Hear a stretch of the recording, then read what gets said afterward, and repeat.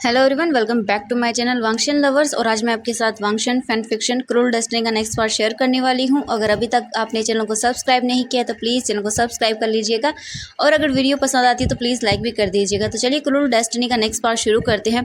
तो इससे पहले वाले पार्ट में हमने देखा था कि लैन क्रेन ने लैनशिया की शादी नी क्लैन के राजकुमार नी हुसैन से तय कर दी थी। उनकी शादी के दिन नेशिया ने वी यिंग को सब बता दिया था। इसी वजह से वी यिंग लैनशिया को लेने के लिए वहां आ चुका था। सभी क्लैंस के लोग वी यिंग को देखकर हैरान थे। वहां पर सभी लोगों को यकीन नहीं हुआ कि ये वी यिंग है। इसे देखने के बाद लैनचरन का गुस्सा बहुत ज़्यादा बढ़ गया था और उसने लैनशिया से बोल दिया कि वो यहाँ से नहीं जा सकती है। लेकिन लैनशिया ने किसी की कोई बात नहीं मानी। उसने जाकर वी यिंग का हाथ पकड़ लिया और वो वी यिंग को वहाँ से जाने के लिए बोल देती है। बहुत सारे क्लैन लीडर्स ऐसे थे जो वी यिंग को बिल्कुल भी पसंद नहीं करते थे और वो वी यिंग को मार डालना चाहते थे। इसीलिए उन्होंने वहां पर वी यिंग पर हमला किया, जिस वजह से वी यिंग थोड़ा हर्ट भी हो जाता है, क्योंकि वो उन पर वार नहीं करना चाहता था, क्योंकि वो ये जानता था कि ये उनकी फैमिली है। इसीलिए वो उन सब पर कोई वार नहीं करना चाहता था।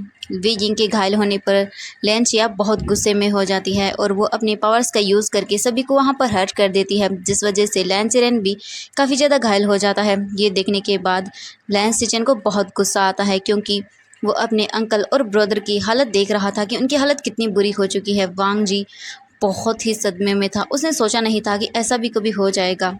लैनसिचन अपने अंकल के पास आता है, उन्हें संभालता है और लैनशिया की ओर देखता है और बोलता है, लैनशिया, अगर आज तुम यहाँ से गई तो तुम वापस लौटकर यहाँ कभी नहीं आओगी। तुम्हारा हमारे परिवार से पूरी तरह से रिश्ता खत्म हो चुका है। लैनशिया ने इस बात का कोई आंसर नहीं दिया। वो जाकर वी यिंग का हाथ पकड़ती है और वी यिंग को वहाँ से जाने के लिए बोल देती है। वी यिंग लैनशिया की बात मान जाता है और वो दोनों वहाँ से गायब हो जाते हैं। ये देखने के बाद वांग जी तो पूरा सदमे में था। उसे यकीन नहीं हुआ कि उसकी सिस्टर ऐसा कर सकती है। उसे अंकल को हर्ट करने का कोई भी हक नहीं था। वो ऐसा कैसे कर सकती है? माना कि वो विंग से प्यार करती है, लेकिन इसका ये मतलब तो नहीं कि वो अपने अंकल को हर्ट करे। वो अपनी फैमिली को हर्ट कैसे कर सकती है? वी यिंग और लैनशिया की वहाँ से जाने के बाद उस समारोह को वहीं पर समाप्त कर दिया जाता है। सभी क्लैन लीडर्स को वहाँ से जाने के लिए बोल दिया जाता है। लैन क्रेन को बहुत दुख होता है कि लैनशिया ने उसके साथ ऐसा किया। उन्हें बहुत दुख हुआ। जिस बच्ची को उन्होंने छोटे से बड़ा होता हुआ देखा, आज वो उन्हें इस तरह से हर्ट करके छोड़ जाएगी। उन्हें इस चीज़ की कभी उम्मीद नहीं थी। उन्हें बहुत हर्ट हुआ था। वो बस अपने रूम के अंदर जाकर बैठ जाते हैं। लैनसिचन अपने अंकल को संभालता है, लेकिन उसके अंकल उसे वहाँ से जाने के लिए बोल देते हैं। इसके बाद लैनसिचन वांग जी के पास आता है। वांग जी तो अपने रूम में ही नहीं था, वो डायरेक्टली वहाँ से चला गया था। वांग जी को अपने आप को शांत करना था। वो अपने आंसू अब किसी को नहीं दिखाना चाहता था, इसीलिए वो वहाँ से जा चुका था। लैनसिचन ने वहाँ पर वांग जी के रूम में टेबल पर एक लेटर देखा। लैनसिचन उस लेटर को रीड करता है और समझ जाता है।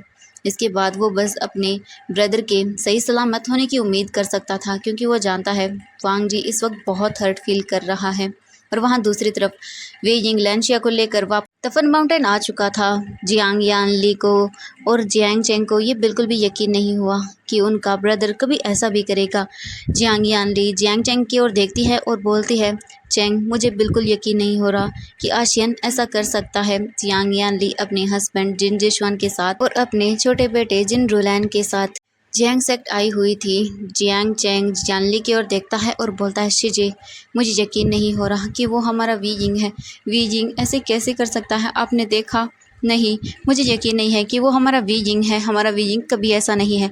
वो किसी को हर्ट नहीं कर सकता। आज देखा आपने, उसने एक बार भी हमारी तरफ नहीं देखा। वो हमारा वी यिंग नहीं है शिजे, वो बहुत बदल गया है।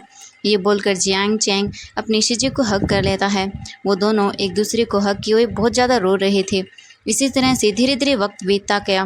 वांग जी ने अपने आप को पूरी तरह से अकेला कर लिया। बस वो अपना ज़्यादा से ज़्यादा समय कल्टीवेशन करने में बिता देता और ज़्यादा से ज़्यादा मेडिटेशन करता रहता, ताकि उसे अपने मन को शांत करने के लिए वक्त मिल सके। धीरे धीरे करके अब 1 साल हो गया जब लैनशिया और वी यिंग वहाँ से गायब हुए थे।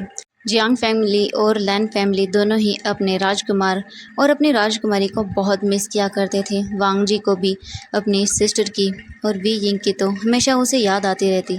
लेकिन अब वांग जी कुछ नहीं कर सकता था। उसने वी यिंग को खो दिया था। वो वी यिंग को नहीं बता पाया कि वो उससे प्यार करता है। वो उससे प्यार करता है, ये उसे वो बता ही नहीं पाया। उसकी बातें उसके दिल में ही रह गई। लेकिन अब वी यिंग उसकी बहन का हस्बैंड है। इसीलिए वो अब इसमें कुछ नहीं कर सकता था। और वहाँ दूसरी तरफ वैन कबीले के अंदर लैंचिया और वीजिंग एक दूसरे के साथ बहुत खुश थे। वो एक दूसरे के साथ टाइम स्पेंड करते, वैन कबीले के लोगों के साथ खेती करते, उनके साथ बहुत अच्छे से वो अपनी लाइफ को बिता रहे थे। लैंचिया ने वीजिंग से शादी करने के लिए कहा, लेकिन वीजिंग अपनी पूरी फैमिली के सामने लैंचिया से शादी करना चाहता था। इसीलिए वो अपने परिवार के सभी लोगों का इंतज़ार कर रहा था कि कभी वो आएंगे और उसके बाद ही वो शादी करेंगे।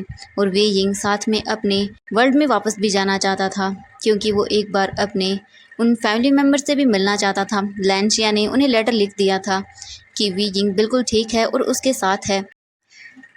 वीजिंग और लैंचिया तो अपनी लाइफ में बहुत खुश थे, लेकिन लैन फैमिली और जियांग फैमिली बिल्कुल भी खुश नहीं थी। लेकिन इस बात से शायद वीजिंग को या लैंचिया को कोई फ़र्क नहीं पड़ता था कि उनके ऐसा करने की वजह से उनकी फैमिली कितनी हर्ट हुई है। धीरे धीरे करके 1 साल बीत गया जब वीजिंग और लैंचिया वहाँ से चले गए थे। इन 1 साल में बहुत सारी चीज़ें बदल गईं, सब कुछ चेंज हो चुका था। बहुत सारे सेक्ट लीडर्स वीजिंग को मारना चाहते थे। वीजिंग के पास बहुत सारी पावर्स थी, उनसे वो सभी पावर्स लेना चाहते थे। इसीलिए कई बार वैन कबीले के लोगों पर हमला भी किया जाता, लेकिन वीजिंग के होने की वजह से वो उन सबको कोई हर्ट नहीं कर पाते। वीजिंग ने भी अब वहाँ पर बहुत ही ज़्यादा सुरक्षा बैरियर्स को लगा दिया था, क्योंकि वो नहीं चाहता था कि वैन कबीले के लोगों को कोई भी हर्ट हो। अब हमें लैंड सेक्ट को दिखाया जाता है। लैंड सेक्ट के अंदर आज जियांग चेंग आया हुआ था। उन्हें लैन सिचेन से कुछ बातें करनी थी। लैन सिचेन जियांग चेंग के सामने ही बैठा हुआ था। तभी जियांग चेंग लैन सिचेन की ओर देखता है और बोलता है, मुझे आपको कुछ बताना है। तभी लैन सिचेन जियांग चेंग की ओर देखता है और बोलता है, क्या हुआ सेक्ट लीडर, आप क्या बताना चाहते हैं। जियांग चेंग एक गहरी सांस लेता है और बोलता है, मुझे वीजिंग का लेटर मिला। उसने लेटर में जो लिखा है वो आप खुद ही रीड कर सकते हैं। लैन सिचेन ये सुनकर हैरान रह जाते हैं। इसके बाद वो जियांग चेंग की ओर देखते हैं। जियांग चेंग उन्हें एक लेटर देता है। लैन सिचेन जैसे ही उस लेटर को रीड करते हैं, उनके हाथ से वो लेटर नीचे गिर जाता है। लैन सिचेन बोलते हैं, क्या सच में। जियांग चेंग भी अपने सिर को हाँ में हिला देता है। जियांग चेंग इसके बाद अपनी जगह से खड़ा होता है और बोलता है, सेक्ट लीडर आप क्या चाहते हैं। लैन सिचेन एक गहरी सांस लेता है और फिर उसके बाद बोलता है, हमें पहले अंकल से बात करनी होगी और मुझे फिर वांग जी से भी। जियांग चेंग लैन सिचेन की ओर देखता है और बोलता है, ठीक है, आप उन्हें बुला लीजिए। इसके बाद लैन सिचेन एक सर्वेंट को बुलाता है। वो वांग जी और लैन चिरन को वहाँ बुलाने के लिए बोल देता है। सर्वेंट उन्हें बो करता है और उसके बाद वहाँ से चला जाता है। कुछ देर के बाद वहाँ पर लैन चिरन और वांग जी भी आ जाता है। वांग जी के आने के बाद लैन सिचेन वांग जी के पास जाकर खड़ा होता है और बोलता है, वांग जी क्या तुम ठीक हो। वांग जी अपने सिर को हाँ में हिला सकता था। लैन सिचेन जानते हैं कि वांग जी झूठ बोल रहा है, वो बिल्कुल भी खुश नहीं है। लैन सिचेन वांग जी के फेस से ही ये पता लगा सकते थे। इसके बाद लैन सिचेन ने एक गहरी सांस ली। इसके बाद वो एक लेटर देते हैं अपने अंकल को। जैसे ही लैन किरण उस लेटर को रीड करता है, उनकी आंखों में गुस्सा और फिर प्यार नज़र आता है। लैन सिचेन अपने अंकल की ओर देखता है और बोलता है, अंकल आप क्या चाहते हैं, आप जाना चाहते हैं। लैन किरण एक गहरी सांस लेता है। इसके बाद वो लैन सिचेन की ओर देखता है और बोलता है, सिचेन उसने जो भी किया हो हमें वहाँ जाना होगा। आखिरकार वो हमारी फैमिली का एक हिस्सा है। उसने जैसा भी बर्ताव हमारे साथ किया हो, लेकिन हम ये नहीं भूल सकते कि वो हमारी फैमिली है, इसीलिए हम वहाँ चलेंगे। वांग जी को तो कुछ समझ नहीं आया कि आखिरकार उस लेटर में क्या है और कहाँ जाएंगे, क्या बोल रहे हैं। वांग जी को कुछ समझ नहीं आया। वांग जी अपने अंकल की ओर देखता है और बोलता है, अंकल क्या लिखा है इसमें। लैन चिरन एक गहरी सांस लेता है और फिर वो लेटर वांग जी को दे देता है। वांग जी उसमें जो लिखा हुआ था उसे रीड करता है। उसके बाद वो लेटर वांग जी के हाथों से नीचे गिर जाता है। वांग जी अपने सिर को टर्न करता है और वो वहाँ से चला जाता है। लैन चिरन समझ सकता था कि वांग जी इस वक्त कैसा फील कर रहा था, क्योंकि लैन किरण ने भी ये देख लिया था इस 1 साल में कि वांग जी वीजिंग के जाने के बाद कितना हर्ट हुआ है और वो वीजिंग को कितना मिस करता है। ये लैन चिरन भी साफ साफ देख लिया था, लेकिन वो कुछ नहीं कर सकता था। उसने वांग जी से कहा कि वो वीजिंग को भूल जाए और एक अच्छी सी राजकुमारी से शादी कर ले और अपनी लाइफ में आगे बढ़े, जैसे वीजिंग बढ़ गया है। लेकिन लैन किरण को वांग जी ने साफ मना कर दिया कि वो किसी से शादी नहीं करेगा। वो अपनी लाइफ को ऐसे ही बताना चाहता है। क्या हुआ अगर उसे वीजिंग नहीं मिला तो? ये ज़रूरी तो नहीं है जिससे हम प्यार करें वो लाइफ में हमें मिले। अगर वीजिंग किसी और के साथ खुश है तो वांग जी उसे दूर से ही देख के खुश है। उसके मन में एक खुशी तो है कि वीजिंग सही सलामत है और खुश है। जिससे हम प्यार करें ज़रूरी नहीं कि उसे अपना ही बनाया जाए, बस कई बार हम उसे देख कर ही खुश हो जाते हैं। बस वांग जी भी इसी तरह था, वो खुश था कि वीजिंग खुश है बस, और उसे कुछ नहीं चाहिए। इसके बाद जियांग चेंग भी वहाँ से चला जाता है। अगली मॉर्निंग को सभी वैन कबीला जाने के लिए तैयार हो चुके थे। लैन सीजन अपने ब्रदर वांग जी के पास जाता है और बोलता है, वांग जी क्या सच में तुम वो सब देख पाओगे? वांग जी अपने सिर को हाँ में हिलाता है और वो अपने ब्रदर की ओर देखता है और बोलता है, ब्रदर मैं खुश हूँ कि वी यिंग लैंसिया से शादी कर रहा है, मैं बहुत खुश हूँ। ये बोलकर वो वहाँ से चला जाता है। लैन सीजन वांग जी की आंखों में दुख देख सकता था साफ साफ। और वहाँ दूसरी तरफ वैन कबीले के अंदर आज सब लोग बहुत खुश थे क्योंकि आज वी यिंग लैंसिया से शादी कर रहा था। सब लोगों के लिए बहुत खुशी की बात थी, लेकिन लैंसिया न जाने क्यों आज डरी हुई थी। वी यिंग लैंसिया के पास जाता है और बोलता है, क्या हुआ, तुम इतनी दुखी क्यों हो? लैंसिया वी यिंग की ओर देखती है और बोलती है, वी यिंग मुझे कुछ अच्छा नहीं लग रहा है, मुझे नहीं लग रहा कि हमें उन सब लोगों को बुलाना चाहिए। वी यिंग जैसे ही ये सुनता है तो वो शॉक हो जाता है और बोलता है कि तुम क्या बोल रही हो, वो हमारी फैमिली है, उन्हें हमारी शादी में आने का पूरा हक है। लैंसिया वी यिंग की ओर देखती है और बोलती है, नहीं वी यिंग मुझे डर लग रहा है, मुझे ऐसा लग रहा है जैसे कुछ गलत होने वाला है। वी यिंग लैंसिया की ओर देखता है और बोलता है, नहीं तुम्हें ऐसा ही लग रहा है, कुछ भी गलत नहीं होगा तुम। इसके बाद वी यिंग लैंसिया के फेस पर अपने दोनों हाथों को रखता है और बोलता है, तुम चिंता मत करो, सब सही होगा, देखो आज सब कितने खुश हैं। लैंसिया भी ये देखकर थोड़ी सी स्माइल करती है। इसके बाद वी यिंग लैंसिया की ओर देखता है और बोलता है, क्या तुमने ब्रदर्स को बुला लिया? लैंसिया अपने सिर को हाँ में हिलाती है और वो बोलती है कि हाँ मैंने उन सभी को बुला लिया है। वी यिंग वो बहुत खुश होंगे ना तुम्हें देखकर? वी यिंग स्माइल करता है और बोलता है कि हाँ ब्रदर बहुत खुश होगा आज मुझे यहाँ देखकर। इसके बाद लैंसिया वी यिंग की ओर देखती है, तभी वी यिंग को एक आवाज़ सुनाई देती है जो वी यिंग जानता था कि किसकी है। वी यिंग जल्दी से टर्न होकर पीछे देखता है जहाँ उसकी शीजे जियांग यानली खड़ी हुई थी। जैसे ही वी यिंग जियांग यानली को देखता है वो भाग कर जाता है और उन्हें हग कर लेता है। जियांग यानली भी वी यिंग को हग करती है। वी यिंग को वो बहुत टाइटली होल्ड कर लेती है। ये देखकर जियांग यानली भी बहुत खुश हो जाती है। वी यिंग जियांग यानली की ओर देखता है और बोलता है, शीजे मैंने आपको बहुत मिस किया। जियांग यानली वी यिंग की ओर देखती है और बोलती है, अच्छा तुमने मिस किया, तुम एक बार भी मुझसे मिलने नहीं आई। वी यिंग अपने शीजे की ओर देखता है और बोलता है, आई एम सॉरी शीजे, मुझे बहुत सारे काम अधूरे थे जो करने थे। जियांग यानली वी यिंग की ओर देखती है और बोलती है, वी यिंग मैं बहुत खुश हूँ तुम्हारे लिए कि तुम शादी करने जा रहे हो, मैं बहुत खुश हूँ वी यिंग तुम्हारे लिए। वी यिंग एक स्माइल करता है। इसके बाद जियांग यानली लैंसिया के पास जाती हैं और बोलती है, तुम बहुत सुंदर दिख रही हो, चलो मैं तुम्हें रेडी कर देती हूँ, आज मैं तुम्हें खुद अपने हाथों से रेडी करूँगी। वी यिंग अपनी शीजे की ओर देखता है, फिर वो अपने शीजे के पीछे देखता है जहाँ पर जिन जिशवान खड़ा हुआ था, जिसे देखने के बाद वी यिंग अपना मुंह बना लेता है। लेकिन जब वो उसके हाथ में एक बेबी को देखता है तो वो बहुत खुश हो जाता है। ये बेबी जियांग यानली और जिन जिशवान का था। ये देखकर वी यिंग बहुत खुश हो जाता है और तुरंत उसे हग कर लेता है और अपनी गोद में ले लेता है और उसके साथ खेलने लगता है। वी यिंग उस लिटिल बॉय को देखकर बहुत खुश हो रहा था, लेकिन वी यिंग ने उस पिकॉक से तो बिल्कुल भी बात नहीं की, वो उसकी ओर देखता भी नहीं, वो तो बस उस लिटिल बॉय के साथ खेल रहा था। तभी एक सर्वेंट वहाँ पर आता है और वो वी यिंग को ग्रीट करता है और बोलता है, राजकुमार बाहर कुछ प्रॉब्लम है, हमें आपकी मदद चाहिए, क्या आप चलेंगे? वी यिंग उनकी ओर देखता है और बोलता है, ठीक है मैं चलता हूँ। इसके बाद वी यिंग वहाँ से बाहर निकल कर आता है। तब वो बोलता है, क्या हुआ है? वह सर्वेंट वी यिंग को लेकर दफन माउंटेन से बाहर आता है। जैसे ही वी यिंग दफन माउंटेन के उस बैरियर से बाहर आता है तब वो देखता है कि यहाँ पर बहुत सारे जिन कबीले के सैनिक हैं। इन्हें देखने के बाद वी यिंग बिल्कुल हैरान था। वी यिंग उनकी ओर देखता है और बोलता है, यहाँ पर तुम सब लोग क्या कर रहे हो?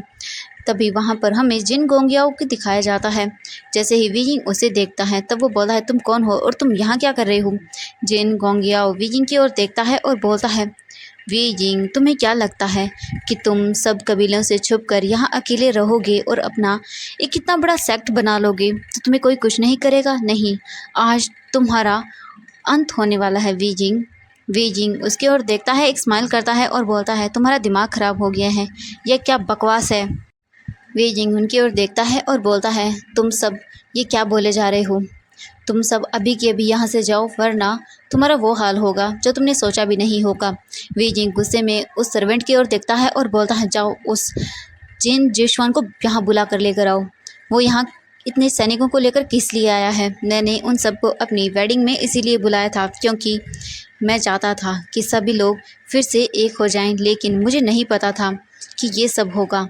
इससे पहले कि वो सर्वेंट वहाँ से जा पाता, एक तीर आकर उस सर्वेंट को लगता है, उससे वो सर्वेंट वही मर जाता है। ये देखने के बाद वीजिंग को बहुत गुस्सा आता है। वो अपने फेस को जिन गोंगियाओ की ओर करता है और बोलता है, तुम्हारी इतनी हिम्मत। जिन गोंगियाओ एक डेविल से स्माइल देता है और बोलता है, वीजिंग तुम्हें क्या लगता है हम यहाँ पर क्या तुम्हें कॉन्ग्रेचुलेशन विश करने आए हैं? बिल्कुल नहीं, हम तो यहाँ तुम्हें मारने आए हैं। तुम्हें क्या लगा कि तुम अपना सेक्ट को इतना बड़ा करोगे और कोई भी कुछ नहीं कहेगा? नहीं, ऐसा बिल्कुल नहीं होगा। ये बोलकर वो सब वीजिंग पर हमला करने लगते हैं। वीजिंग उन सभी का बहुत ही अच्छे से जवाब दे रहा था। वीजिंग के पास बहुत सारी पावर्स थी, डार्क कल्टीवेशन थी और उसके पास अपनी बहुत सारी पावर्स थी। वीजिंग उन सभी का बहुत ही अच्छे से जवाब देता है, लेकिन जिन गोंगियाओ अपनी पावर्स का यूज़ करता है और जो वहाँ पर बैरियर लगा हुआ था उस बैरियर को तोड़ देता है, जिसके बाद से बहुत सारे जिन कबीले के लोग कबीले के अंदर जाने लगते हैं। वहाँ पर वो बहुत सारे लोगों को मारने लगते हैं। वीजिंग जिन गोंगियाओ को रोकने के अंदर व्यस्त था, इसीलिए वो उन सैनिकों को अंदर जाने से नहीं रोक पाया। बहुत सारे सैनिक वहाँ पर वैन कबीले के लोगों को मार रहे थे। वीजिंग जल्दी से कबीले के अंदर आता है, तब वो देखता है कि काफ़ी सारे सर्वेंट्स उस गुफा के अंदर जा रहे हैं, जहाँ पर उसकी सीजे है, उनका बेटा है और लैनशिया भी है। वीजिंग जब ये देखता है तब वो अपनी पूरी पावर्स का यूज़ करता है और वो अपने पास जितने भी पावर्स थी उन सभी पावर्स से उस गुफा के चारों ओर एक बैरियर लगा देता है, जिस वजह से वहाँ पर कोई भी प्रवेश नहीं कर पाता। इसकी वजह से वीजिंग पीक हो जाता है। इसी बात का फ़ायदा उठाकर जिन गोंगियाओ वीजिंग पर अपनी तलवार से वार करने लगता है और वीजिंग बहुत ज़्यादा जख्मी हो जाता है। वीजिंग इतना जख्मी हो गया था कि वो उन तलवार के घावों की वजह से वहीं पर बेहोश हो जाता है। काफ़ी देर तक इसी तरह वहाँ गिरे रहने के बाद जिन गोंगियाओ एक स्माइल करता है और बोलता है, वैन सेक्ट के जितने भी लोग हैं उन सभी को मार डालो। ये सुनने के बाद जिन सेक्ट के जितने भी सैनिक थे वो वैन सेक्ट के लोगों को मारना शुरू कर देते हैं।